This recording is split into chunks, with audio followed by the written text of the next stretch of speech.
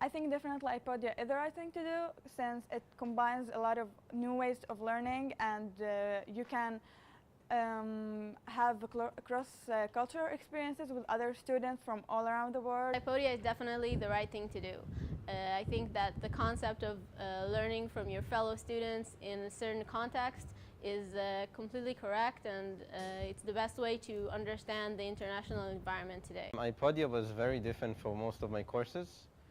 In most of the courses, we first learn the content, and then we need to do homework at home. And here I could see that the learning process was much more effective for me. Today's universities must be much more student-oriented than it's nowadays, and iPodia gives us a really great opportunity to learn from other students from all over the world. Cooperation between the Technion with different universities in the iPodia course that we have as a prototype was the best thing to do at these days.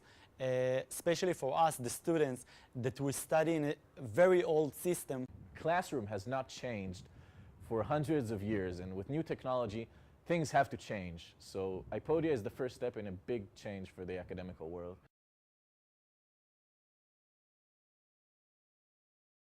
USC Viterbi students are very unique people.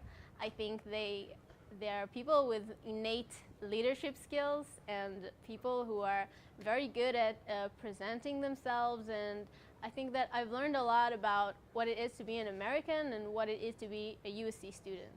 The connection between the Technion and USC is very, very important. I think many more courses can be offered. Many students can benefit a lot from this connection that we just created.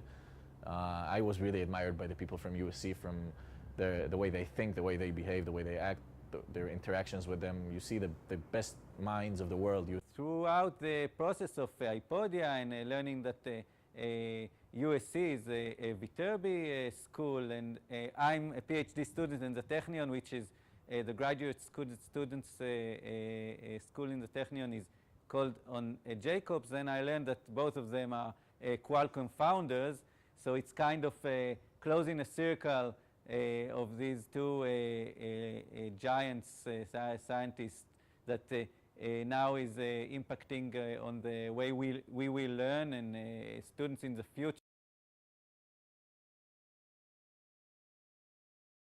I'd like to take this opportunity to really say thank you, or in Hebrew, toda, to many people who made this happen. First of all, I'd like to thank the Technion and Professor Paul Fagan, who is the Vice President of the Technion, for allowing us to go and get funding for this very important project.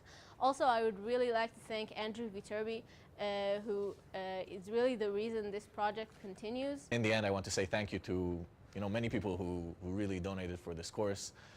For the Technion Vice President, Paul Fagan, which I think he was in charge of the funding and making iPodia happen, so I have to say thanks for that. Professor Lou, the lecturer who made it all happen, we owe him a lot. He's a brilliant professor. I really, really learned a lot from him. Professor Andrew Viterbi, I've heard the name on so many different levels, CDMA, Qualcomm, in the Technion, in USC. I would just like to thank him so much for the support that we've had for this program. Brilliant, brilliant person. Thank you very much.